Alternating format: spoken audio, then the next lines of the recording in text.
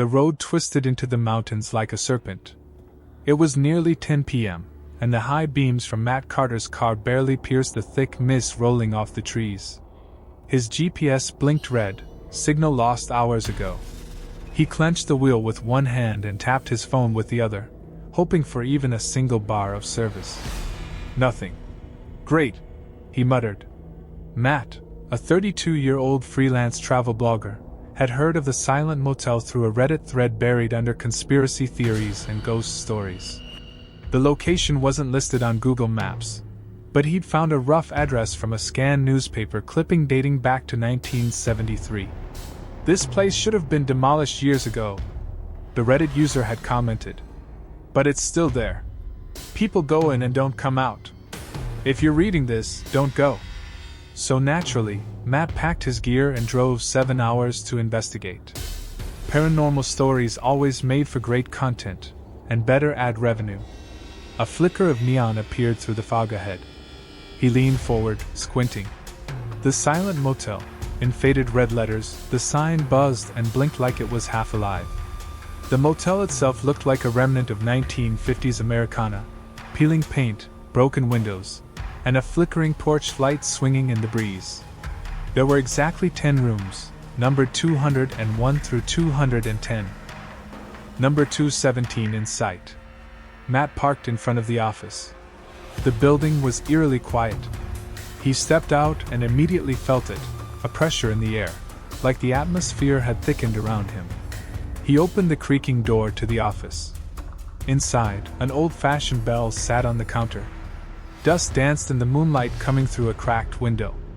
The air smelled of mildew and something older, like wet stone. He rang the bell. Ding. No response. He rang again. Ding. Suddenly, a man appeared from the hallway behind the counter. Tall, thin, with greasy black hair and a sunken face. His eyes were pale. Not blue. Not gray. Just pale. "You're here for room 217, the man said. Matt blinked. "Excuse me? You requested it. Special accommodations." "I didn't. I never mentioned." The man slid a rusted key across the counter. "On the tag, 217. But there's number 217 on the motel sign," Matt said, uneasy. The man smiled. "Not everything is meant to be seen." Matt hesitated, then took the key. The man added, "You'll find the room in the west wing. Past room 210. He nodded, grabbed his camera bag, and walked outside. He glanced around. Room 210 was the last door on the right. But just past it, the shadows deepened into a hallway that shouldn't exist. The structure looked geometrically wrong, as if the building was bending slightly. There it was. Room 217. The door looked newer than the others. Smooth. Painted black. The number 217 glistened in brass under the porch light. Something felt wrong in his bones, but Matt twisted the key. The lock clicked. He pushed the door open. Darkness swallowed him. He stepped inside, flicked the light switch. Nothing. Then suddenly, buzz. A ceiling light flickered to life. Dim yellow. Enough to show the room's layout. Bed in the center, a small TV on a wooden dresser, a mirror facing the bed, and a closet door half ajar. Matt closed the door behind him. He clicked on his flashlight and began recording with his GoPro. "Silent motel," he narrated. "Room 217 supposedly doesn't exist. But here I am." As he panned the camera across the room, something caught his eye in the mirror. A shape. Standing in the corner. He spun around. Nothing there. His heart thudded. Maybe the shadows were playing tricks. He sat on the bed and reviewed the footage. At the exact moment he'd seen the shape, the screen flickered. Static. "Come on," he muttered, rewinding. Then, knock, knock, knock. He paused the video. Another knock. Matt stood slowly and approached the door. Knock, knock, knock. But this time, it came from inside the closet. He turned, sweat beginning to bead on his neck. The door was slightly open.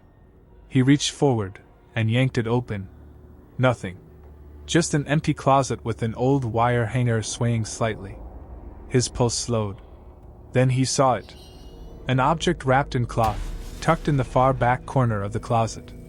He reached in and pulled it out. It was heavier than expected. He unwrapped it. A stone idol. Twisted features. Hollow eyes. Covered in strange markings. The second his fingers touched the idol, the room groaned. Not creaked. Groaned. As if the walls were alive. The light buzzed louder. The mirror trembled. Matt dropped the idol on the bed and stepped back. And then, the TV switched on.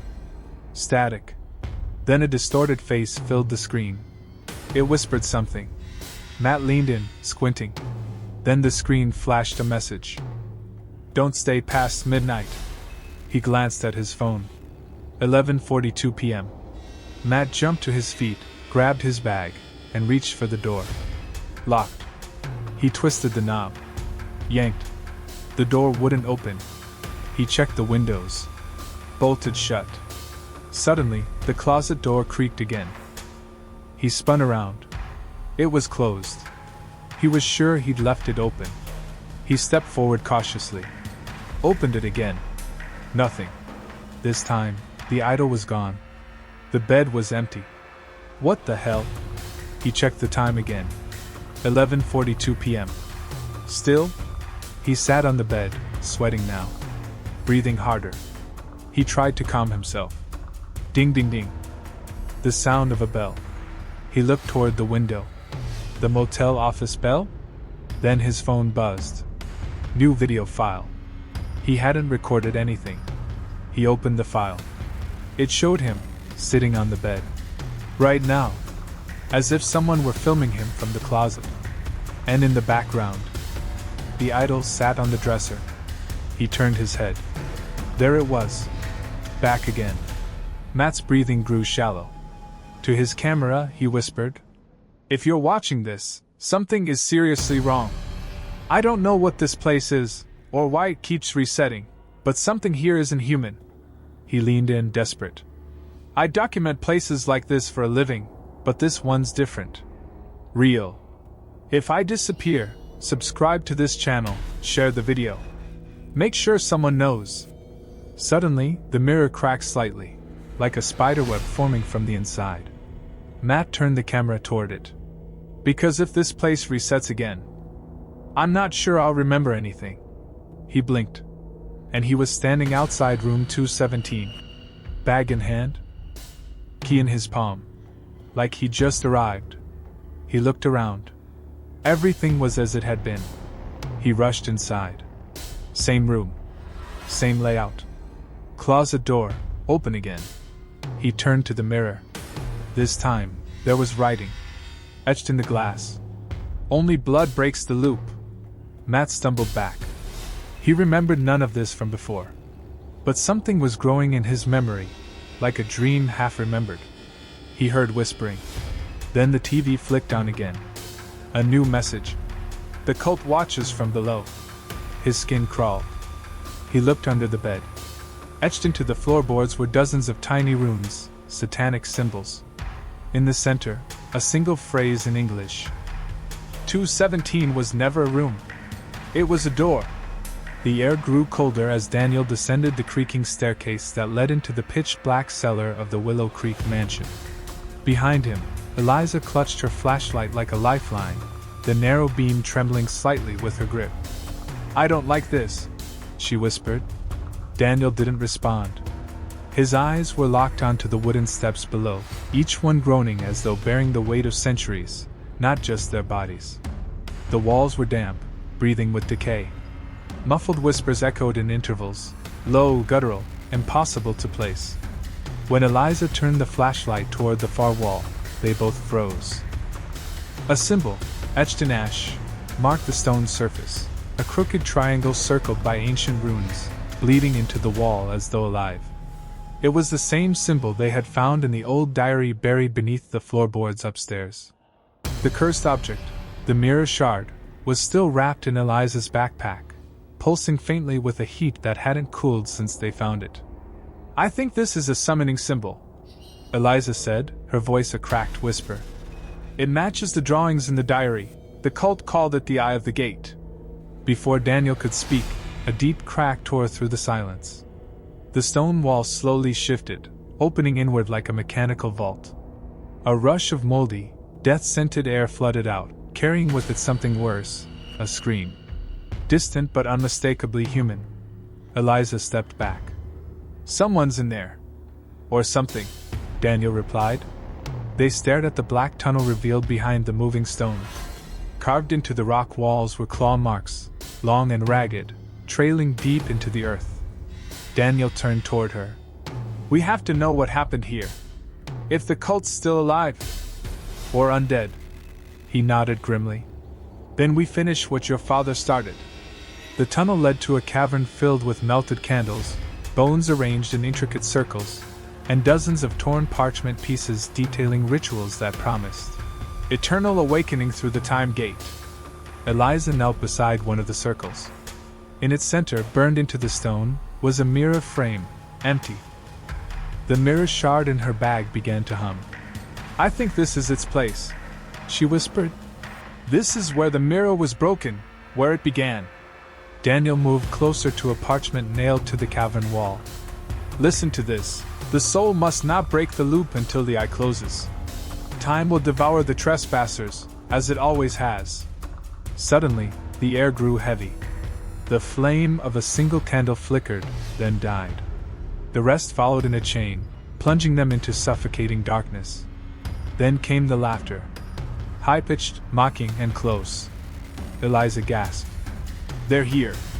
The light of Daniel's phone flicked on. In its glow, a figure stood at the far end of the cavern.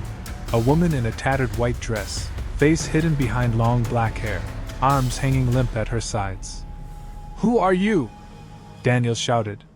Her head snapped upward at an impossible angle, revealing an eyeless face and a mouth stitched shut with rusted wire.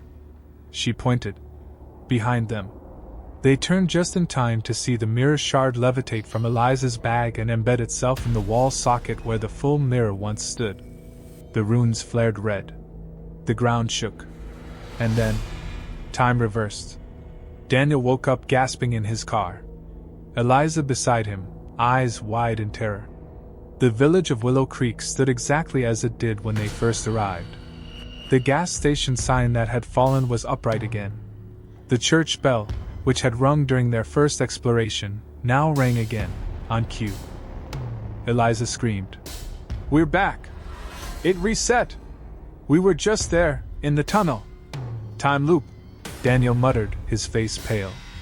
The cult wasn't summoning a demon, they were bending time, trying to trap souls. They checked the footage on Daniel's camera. Everything was gone, erased. Only a single frame remained, the woman in white, staring directly into the lens, mouth open now, revealing blackness and rows of teeth like shards of glass. Eliza backed away. She wasn't stitched anymore. Daniel looked up. We've been marked. Back inside the village library, a place now strangely open despite being locked on their first visit, they discovered a hidden ledger behind a false panel. Inside were the names of all the cult's original members, including Eliza's father. Tears filled her eyes. He didn't just investigate them, he was one of them. Daniel found a note stuck to the final page, written in hurried, cracked ink. The eye never sleeps. The mirror remembers. The loop must be broken from within. Destroy the shard, destroy the gate. Destroy the shard, Daniel repeated. That's our way out. But how? Eliza asked. It's part of the loop. Part of this thing. Suddenly, the bell rang again. But it wasn't the church bell. It was a handbell, ringing from behind them. They turned slowly. The woman in white stood at the library entrance. She lifted her hand, revealing the bell. She rang it again.